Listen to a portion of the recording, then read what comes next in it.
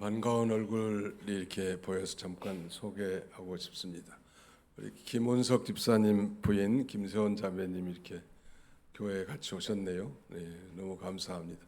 우리 김원석 집사님, 네, 잠깐만 일어서 주세요. 두 분이서 일어서기도 힘든데 부인은 잠깐만 일어서 주세요. 우리 박수로 한번 환영하려고 합니다. 네, 박수로 환영하겠습니다.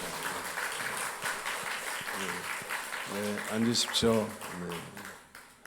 우리 김세원 자매님은 원인 모르게 고열로 인해서 뇌염이 와가지고 중환자실에서 거의 한 달 반 동안 있다 나오셨는데 의사 선생님들은 뭐 포기해야 된다고 할 정도로 심각한 수준이었습니다. 그런데 우리 예배당을 이렇게 리모델링하는 가운데 부근이신 우리 김은석 집사님이 이렇게 염치에 불구하고 교회에 오셔서 그 먼지 구덩이인데도 신발을 벗고 복도에 무릎을 꿇고 간절히 기도하더라고. 그래서 그때는 그 사연을 몰랐는데 부인을 너무너무 사랑한 나머지 뭐 부끄러움도 창피도 염치도 없이 그렇게 간절히 기도했는데 놀랍게 이렇게 부인이 다시 살아서 교회까지 나오는 이런 놀라운 역사에 대해서 하나님 앞에 감사하고 하나님이 살린 줄 믿습니다. 박수로 한번 영광 돌리겠습니다. 네. 너무 감사합니다. 네. 또 우리 송민수 학생 어머니도 오셨는데 송현주 어머니시고 아들이 우리 석경원 주일학생 부목사님 아들의 친구가 송민수인데 송민수가 이제 어머니까지 모셔왔네요. 잠깐 일어서 주시겠습니까? 네, 잠깐만. 네, 박수로 환영하겠습니다. 네, 너무너무 감사합니다. 이따가 식사하시고 잠깐 뵙고 가시면 감사하겠습니다. 이제 완연한 가을 날씨가 된 것 같습니다. 천고마비의 계절이라고 했는데 아무튼 이 좋은 계절에 우리 신앙도 회복하고 하나님과의 관계도 다시 재정립해서 힘있게 믿음 생활함으로 항상 심령의 기쁨과 평안이 충만하시기를 주님의 이름으로 축원합니다. 오늘 출애굽기 19장 1절로 6절 말씀을 본문으로 신의 산 언약의 축복 이런 제목으로 하나님 말씀을 선포하고 함께 은혜를 나누고자 합니다. 신의 산 언약의 선포. 신의 산은 지금 이집트 국경 안에 이렇게 위치해 있는데요. 바로 그 신의 산 언약이라는 것은 바로 신의 산에서 백성의 대표 모세와 하나님이 맺으신 그런 언약입니다. 핵심은 그 신의 산 언약의 핵심은 하나님께서 이 율법을 주신 언약이기 때문에 우리는 혹은 율법 언약이라고도 하고 또 모세가 대표해서 하나님과 언약이 체결됐기 때문에 모세 언약, 모자이크 커버넌트라고도 이렇게 칭합니다. 오늘 신년산 언약의 축복의 내용이 무엇인지 우리가 경청하면서 함께 은혜를 받고자 합니다. 우리 하나님은 언약의 하나님이십니다. 그리고 그 언약에 아주 진실하게 지키신 하나님. 우리 사람은 좀 뭐 진실하기도 하고 그러다고 해도 하나님 같지 못하단 말이에요. 배반하기를 잘하고 자기의 호흡으로 자기에게 유익이 되느냐 손해냐에 따라서 그 약속에 대해서 잘 안 지키는 경향이 많지만 우리 하나님은 한 번 약속한 것은 반드시 지키시는 아주 신실하신 하나님 믿으시기 바랍니다. 믿을 만한 분이에요. 하나님은 우리 하나님은 엿새 동안 말씀으로 천지를 창조하셨고 마지막 날 우리 인간은 하나님의 형상대로 즉 하나님의 성품을 따라 우리를 지으셔서 우리로 하여금 하나님 앞에 예배하는 그런 존재로 살기를 원합니다. 그런데 하나님을 아직 알지 못하고 하나님을 떠난 인간은 희미한 종교심이 남아 있어서 하나님 대신에 복도 하도 줄 수 없는 우상을 섬기고 인간이 만든 종교에 기이하여 종교심으로 살아가는 것은 여전히 희미하게 남아 종교적 성향이 남아 있기 때문입니다. 그러므로 예수 그리스도 안에서 참된 신 하나님을 발견하기까지는 우리 인생은 방황할 수밖에 없는 거예요. 그러나 예수 그리스도 안에서 하나님을 발견하면 말하자면 인생의 진로가 활짝 펴진다고 할까요? 아니, 삶의 목적이 분명해지는 것입니다. 오늘 이 하나님께서는 이 언약을 사용하여 자신의 구원 계획을 펼쳐나가시는데, 이 언약의 언자는 말씀 언자이고 약자는 맺을 약자입니다. 그러므로 언약이라는 것은 말씀으로 맺어진 약속, 좀 말로 행한 약속이라 하고, 우리가 흔히 쓰는 계약이라든지 약속, 이런 다른 단어로 대체할 수 있을 것입니다. 여호와 하나님께서 당신의 구원 계획을 약속의 형태로 인간들에게 계시하신 일종의 입법 행위가 언약이고 계약인 것입니다. 근데 언약이라는 건 바로 인격과 인격이 체계라는 것입니다. 그러므로 인격적인 하나님께서 사람을 로봇 같은 그런 이 무의식적인 존재로 여기지 아니하시고 우리 사람을 인격적인 존재, 즉 지성, 감성, 의지를 갖는 그런 인격체로 인정하셨기 때문에 언약하신 것입니다. 그리고 그들의 축복과 유익을 위해서 우리 하나님께서 일방적으로 체결하신 약속입니다. 그러므로 언약의 주도권은 언제나 하나님 앞에 있는 것이죠. 이 세상의 모든 약속과 언약은 쌍무적입니다. bilateral promise라고 할 수 있겠죠. 그래서 서로의 이익의 극대점, 그 점에 동의가 될 때 우리는 사인하고 계약을 체결하지 않습니까? 그런데 하나님과 우리 인간과 맺은 언약은 은혜 언약인데 그야말로 온사이드한 언약이 일방적으로 하나님 앞에 하나님이 맺으신 언약인데, 이것은 우리 언약 백성들로 하여금 하나님이 약속한 모든 축복의 내용을 얻도록 수혜자가 되도록 그렇게 약속한 것입니다. 말씀드린 대로 시내산 언약은 바로 이 시내산 꼭대기에서 백성의 대표 모세를 불러 하나님이 체결한 약속이라 해서 시내산 언약이고, 십계명의 대헌장 즉 율법을 수여하신 언약이고, 모세가 백성의 대표로 체결한 언약인 것입니다. 오늘 본문을 통해서 그렇다면 이 시내산 언약의 기초는 무엇이며 특성은 무엇인가, 그리고 그 축복의 결과는 무엇인가, 이 세 가지 관점에서 말씀을 선포하고자 합니다. 시내산 언약의 기초가 무엇일까요? 우리 4절을 같이 한번 읽어보도록 하겠습니다. 출애굽기 19장 4절 시작.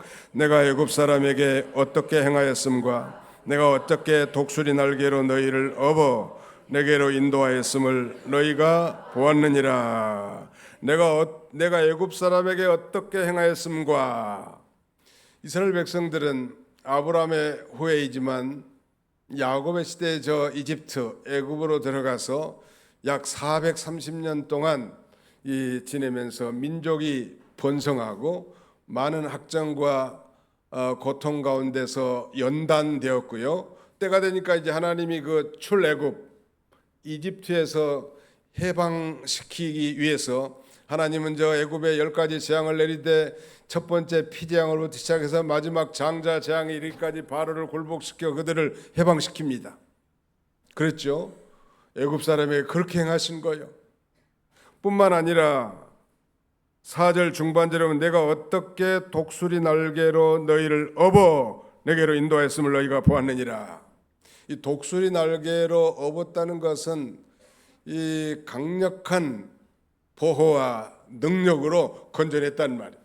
즉 사랑으로 건져낸 것입니다. 우리는 업었다, 안았다, 품었다 이런 표현을 성경에 자주 발견하게 되는데, 이건 사랑했다는 다른 표현이에요. 할머니라도 손주가 너무 사랑스러우니까 업어서 키우고, 부모도 마찬가지 안아서 키우고 품어서 키운단 말이에요. 우리 하나님은 자기 백성을 품어가지고 안아서 저 애굽에서 지금 이제 출애굽 후 약 3개월이 지난 시내산 지평에 진을 치게 된 것입니다. 하나님 업어주는 거예요. 남의 얘기가 아니고 오늘 저와 여러분을 저희과 같은 죄악 세상에서 구원해 주시고, 이 땅의 많은 환난과 시험과 질병과 역경 가운데서 우리를 치료해 주시고 회복시켜 주시고 여기까지 사랑으로 인도해 주셨단 말. 믿으시면 아멘 합시다. 그러니까 오늘 저와 여러분들이 여기 앉아 있는 것은 우연이 아니야. 우리의 만남은 우연이 아닙니다. 시작. 우리의 만남은 우연이 아닙니다. 어디서 많이 들어본 유행가의 가사 같은데 우연이 아니에요. 하나님이 만나게 해주시는 거예요. 성경에는 사람이 마음으로 그 길을 계획할지라도 그 걸음을 인도하신 이는 여호와시니라. 하나님이 인도하셨단. 질문하겠습니다. 하나님이 인도하셨음을 믿습니까? 네. 하나님이 인도하셨으면 잘해 주시려고 인도하셨을까요? 못되게 하려고 인도하셨을까요? 네. 내가 어쩌다가 저때가 살다 보니까 이 도봉동까지 와가지고 이 교회에 우연히 들렸다가 아니라 하나님이 저와 여러분들을 사랑하셔서 그 마음을 감동시켜 주시고 발걸음을 인도하셨다는 말. 저 애굽에서 430년 동안 이 종으로 노예로 사는 그런 비참한 상태에 있는 이스라엘 백성들을 하나님이 기적적인 역사로 그들을 강력하게 보호하고 인도하신 거예요. 그리고 이제 1446년 1월 정월 15일 아비벌 그달에 이제 출애굽의 대장정이 시작돼 가지고 3월달 됐습니다. 3월 중순 백성들이 시내산 자락에 진을 치고 텐트를 친 다음에 하나님께서 백성의 대표 모세를 저 시내산 꼭대기에 불러 언약을 체결합니다. 그 언약의 체결 내용이 이제 오늘 본문의 5절에 나옵니다. 자, 5절을 같이 한번 읽어보실까요? 5절 시작. 세계가 다 내게 수고했나니 너희가 내 말을 잘 듣고 내 언약을 지키면 너희는 모든 민족 중에서 내 소유가 되겠고. 세계가 다 내게 속하였고, 이 세계는 다 창조주 하나님께 속한 것입니다. 뭐 공산진영이나 민주진영이나 부자국가나 그렇지 않는 국가 상관없이 세계는 다 하나님께 속해 있단 말. 그런데 세계가 다 하나님께 속했지만 오늘 본문에 있는 대로 너희가 내 말을 잘 듣고 내 언약을 지키면, 이런 그 요구 조건이 붙습니다. 내 언약을 잘 들어라. 내 언약의 말씀을 잘 들어라. Listen to the of the word of God. 하나님의 말씀을 잘 들으라는 말은 하나님의 말씀을 순종하라, 그런 말이에요. 내 말 잘 들어, 이 말은 내 말 잘 순종해, 그런 뜻 아니겠습니까? 하나님의 말씀을 잘 순종하는 것이 이 신해산 언약의 특성 중에 하나입니다. 오늘 저와 여러분들은 이미 예수를 믿는 그리스도인이라면 구원받은 자들인데, 그 언약의 말씀을 간략하게 10가지로 요약해 놓은 것이 바로 십계명의 대헌장입니다. 이 십계명의 대헌장은 우리로 하여금 그것을 지켜서 구원을 얻으라고 주신 것이 아니라 이미 구원받은 하나님의 언약 백성들로 하여금 그 십계명의 말씀, 언약의 말씀을 준행함으로 언약 백성답게 살게 하고 그 언약의 약속의 말씀에 포함된 모든 축복을 향유하도록, 누리도록 하나님이 주신 거예요. 십계명의 말씀을, 그러니까 우리에게 부담이 되는 거 아니에요. 그거 지켜서 뭐 그걸 완벽하게 지킬 사람은 아무도 없어요. 예수님만이 율법의 완성이고 다 준행하신 분이고요. 다만 우리의 신앙과 생활의 유일무이한 생활의 표준이라고 할 수 있습니다. 그러므로 날마다 십계명을 붙들고 기도하는 것 참 좋을 것 같아요. 왜냐하면 우리가 늘 그대로 살지 못하니까 이 말씀을 표준으로 삼아서 사는 것. 나 외에는 다른 신을 내게 있게 하지 말지니라. 하나님 외에 결코 다른 신을 두지 말라니. 다시 말씀드린 이 지구촌의 이 경배의 유일한 대상은 창조주 하나님이십니다. 여러분, 참신과 가짜신의 구분법은 천지를 짓지 않는 신은 다 가짜신이에요. 이 하늘과 땅을 지으신 전능하신 분, 그분이 바로 우리 하나님이시고 우리 아버지신데, 신해산 언약의 특징은 바로 이 언약의 말씀, 율법을 우리에게 주셔서, 특별히 도덕적 율법을 우리에게 주셔서 그것을 통하여 준행함으로 언약 백성답게, 신자답게, 성도답게, 그리스도인답게 살고 또 그걸 잘 지키는 자에게는 하나님이 엄청난 축복을 약속하고 있습니다. 자, 우리 성경을 한 군데 찾아보겠습니다. 신명기 제28장 1절입니다. 신명기 제28장 1절입니다. 네, 304페이지입니다. 제 성경으로는 신명기 28장 1절 304페이지 1절 같이 읽습니다. 시작. 내가 내 하나님 여호와의 말씀을 삼가 듣고 내가 오늘 내게 명령하는 그의 모든 명령을 지켜 행하면 내 하나님 여호와께서 너를 세계 모든 민족 위에 뛰어나게 하실지라. 내가 오늘 내게 명령하는 그 모든 명령을 지켜 행하면 하나님 여호와께서 너를 세계 모든 민족 위에 뛰어나게 하실 것이라. 그러므로 국가의 번영과 민족의 중흥은 하나님을 모시고 하나님 말씀을 준행하는 것입니다. 우상을 숭배하고 그 다음에는 이 자신의 육체의 본성을 따라 사는 자에게 복을 주는 것이 아니라 이제 성령 받은 그리스도인들이 하나님의 말씀을 따라 살도록 우리가 부름받아요. 우리가 구원받았으면 천국 백성이고 천국은 뭐 따는 당상이니까 뭐 교회 나올 필요도 없지만 우리가 이 교회 나와서 예배하고 나가는 것은 이 교회 안에서 우리가 말씀으로 연단을 받고 훈련을 받는 거예요. 모난 돌들이 좀 깨져서 조약돌처럼 반질반질 쓸모있는 돌로 바뀌는 것입니다. 하나님의 말씀을 순종하는 자, 이 언약의 말씀을 순종하는 자에게 이렇게 놀라운 축복이 있는데 바로 그 시내산 언약의 특성이 시내산 언약의 파운데이션 기초는 사랑이라고 할 수 있습니다.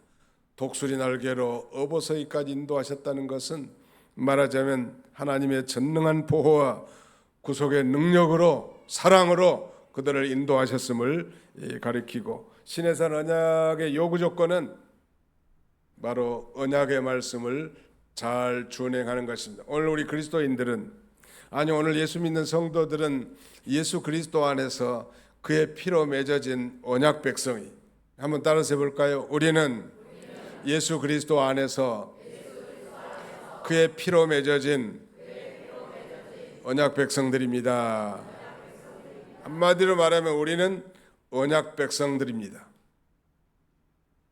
전에 어떤 교회 심호하는데 그 부인 그 권사님 한 분이 이름이 혈자더라고요.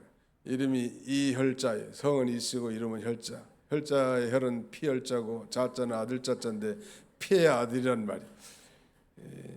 그의 조상들이 뭐 예수를 믿고 이 도를 깨달아서 혈자라고 짓지는 않았을 것 같은데 어떻게 자기 딸을 그렇게 혈자라고 지었을까?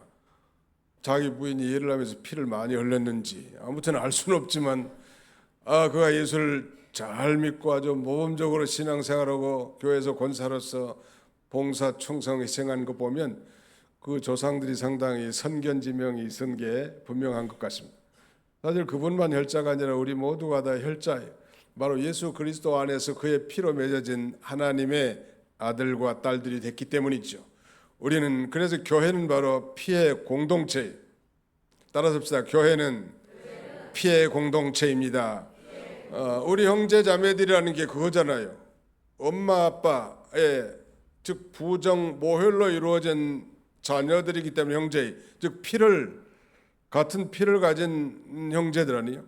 이 그리스도 안에서 영적 형제들도 마찬가지입니다. 예수 그리스도의 피로 죄사함 곧 구원받은 하나님의 자녀들의 모인 공동체이기 때문에 교회는 피의 공동체. 피는 생명을 상징합니다. 바로 예수 그리스도께서 우리가 알지 못했을 때, 예수 그리스도께서 우리가 아직 죄인 됐을 때 우리 대신 저 십자가에 달려 피 흘려 죽으심으로 우리의 모든 죄를 사해 주셨단 말. 이것을 믿으면 죄사함 곧 구원을 얻게 되는 것이고 구원받은 자녀들은 그러므로 이제 하나님의 언약 백성들이라고 이렇게 부르고 하나님의 언약 백성이란 말이 뭐가 그렇게 중요해서 목사님은 힘주어 강조합니까? 라고 질문한다면 저는 이렇게 대답하고 싶습니다. 하나님의 언약의 백성이라는 뜻은 하나님이 이제 우리 아버지가 되는 거예요. 우리는 그의 사랑스러운 자녀들이, 부모가 자녀를 사랑하지 않는 부모가 있겠습니까? 또는 뉴스에 보면 이상한 뉴스도 나오긴 합디다마는 정신이 멀쩡한 부모라면 다 자기 자녀들을 사랑하게 됐죠. 아들이 떡을 달라는데 돌을 줄 자가 누가 있겠으며, 생선을 달라고 하는데 뱀을 줄 자가 누가 있겠느냐? 하물며 내 하늘에 계신 내 아버지께서 좋은 것을 주시지 않겠느냐라고 말씀합니다. 하나님의 언약 백성이라는 것은 하나님이 우리 아버지시고 우리는 그의 자녀들이, 영접하는 자 곧 그의 이름을 믿는 자에게는 하나님의 자녀가 되는 권세를 주셨으니 이는 혈통으로나 육정으로나 사람의 뜻으로 말미암지 않고 오직 하나님께로서 난 자들이니라. 예수님을 믿으면 하나님의 자녀들이 됩니다. 하나님의 자녀들이 되면 하나님이 우리 아버지세요. 그 언약의 하나님이 우리 아버지시고 우리는 언약 백성들이 되기 때문에 자기 백성들 하나님이 끝까지 책임져 주시고 축복하시는 우리 하나님이시란 믿으시면 아멘 합시다. 네, 마지막 한 가지는 이제 시내산 언약에 포함된 축복이라고 할 수 있겠는데요. 거기 한번 우리 같이 오늘 주보 순서지 가운데쯤 보시면 이제 오늘의 말씀 요약이 나오는데 마지막 세 번째 대지 보겠습니다. 네, 시내산 언약의 축복의 결과가 무엇입니까? 세 가지 우리 한번 따라 줍시다. 하나님의 소유가 되게 하심, 제사장 나라가 되게 하심, 거룩한 백성이 되게 하심. 네, 너희가 내 말을 잘 듣고 내 언약을 지키면 너희는 모든 민족 중에서 내 소유가 되겠고 너희가 내게 대하여 제사장 나라가 되며 거룩한 백성이 되리라. 되리라 이 말은 되게 해주겠다 그런 말이에요. 의지적으로 해석하면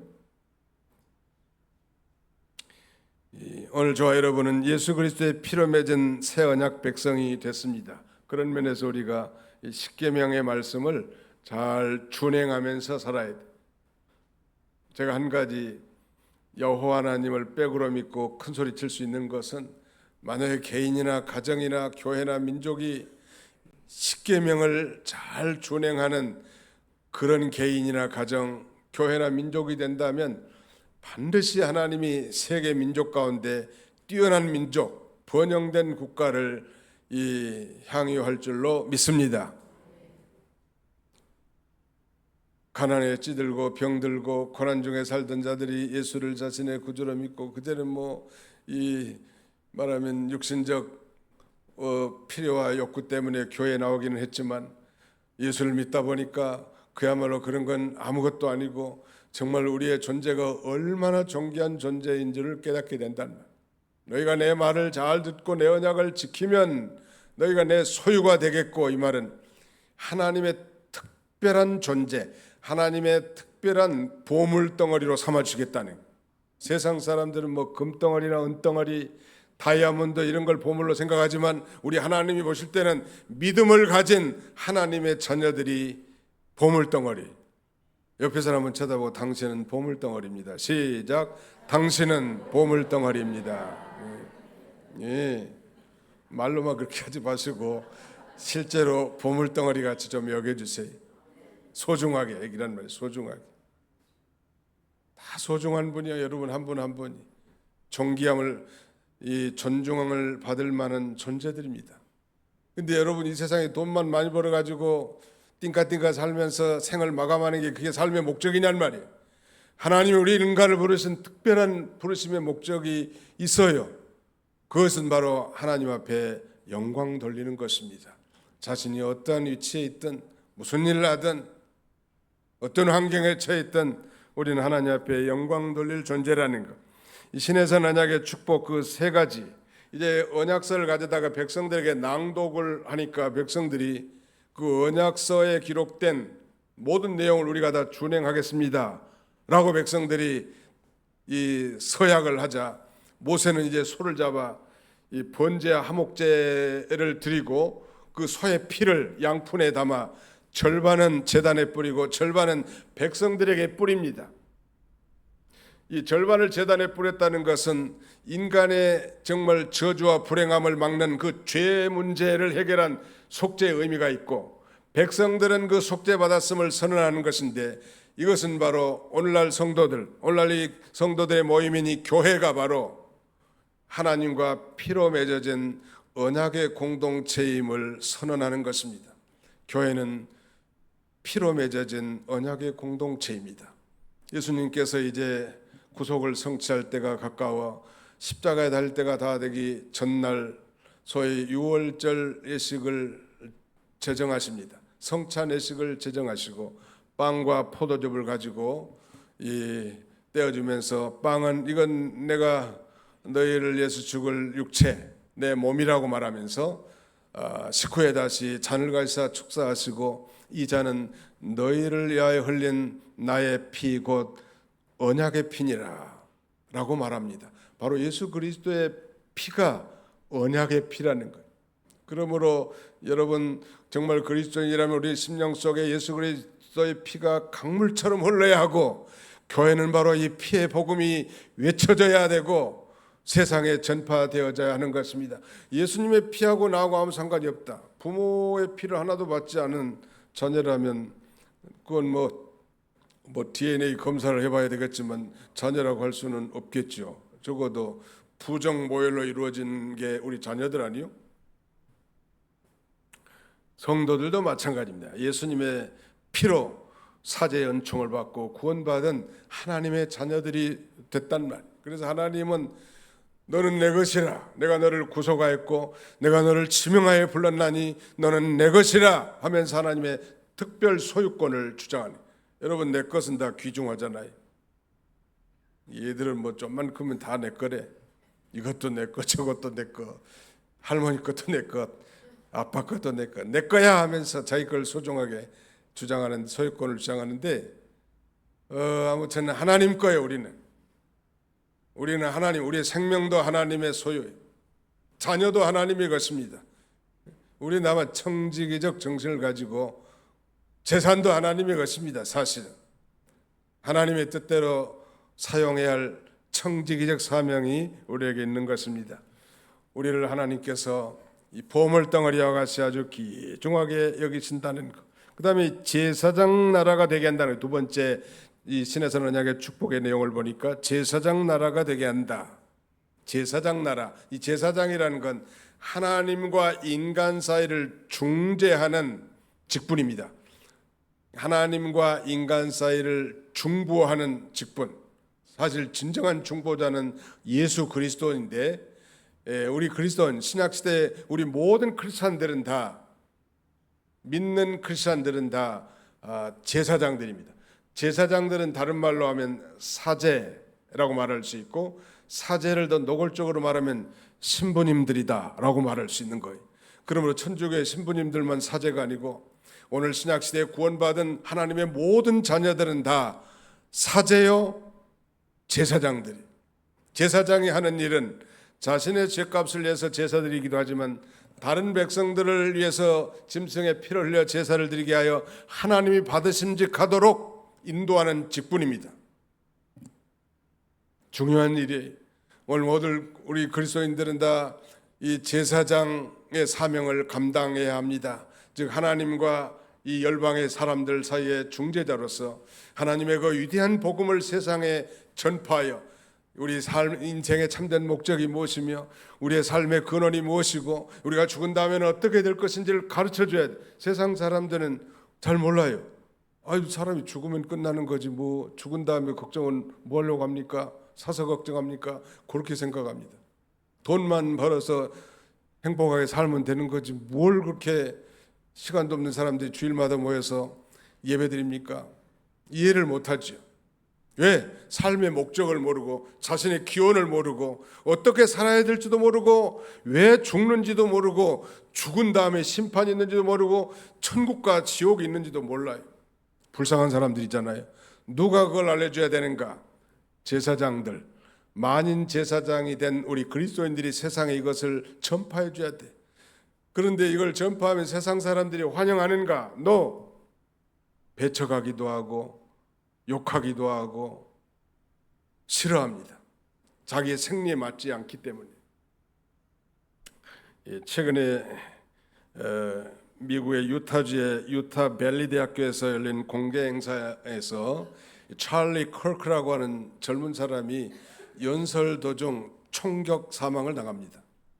트럼프도 엄청 사랑하고 젊은 크리스천 보수주자들의 아주 유망주인 찰스 커크는 1993년에 출생해서 2005년 지난 열흘 전이니까 9월 10일에 세상을 떠난 거예요.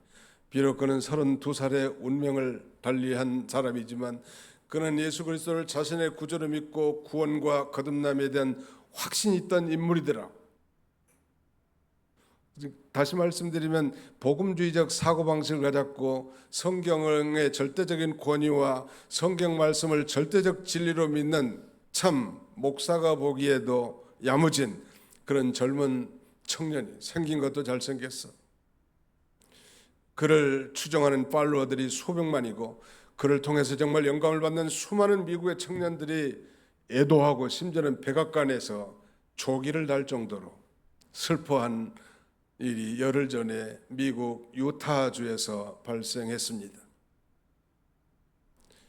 그 짧은 동영상 쇼츠라고 하는 것을 잠깐 본 바에 의하면은 한 그 청년이 어떻게 이렇게 견고한 신앙을 우리가 유지할 수 있겠느냐고 하는 그 질문에 대해서 이 찰리 커크는 이렇게 대답하더라. 매일 성경을 읽으십시오. 그리고 성경에 읽은 내용들을 삶의 현장에서 순종하십시오. 순종하는 것뿐만 아니라 이제 그것을 다른 사람에게 전파하시기 바랍니다. 오직 구원은 예수님밖에 없잖아요. 다른 이로서는 구원을 얻을 수 없나니 천하 인간의 구원 얻을 이름을 우리에게 주신 적이 없음이라 말씀하셨고 내가 곧 길이요 진리요 생명이니 나로 말미암지 않고는 아버지께로 올 자가 없다고 했는데 이 진리를 견고하게 믿었기 때문에 그는 총살을 당하면서까지도 복음을 증거한 거예요. 제사장이 할 일입니다.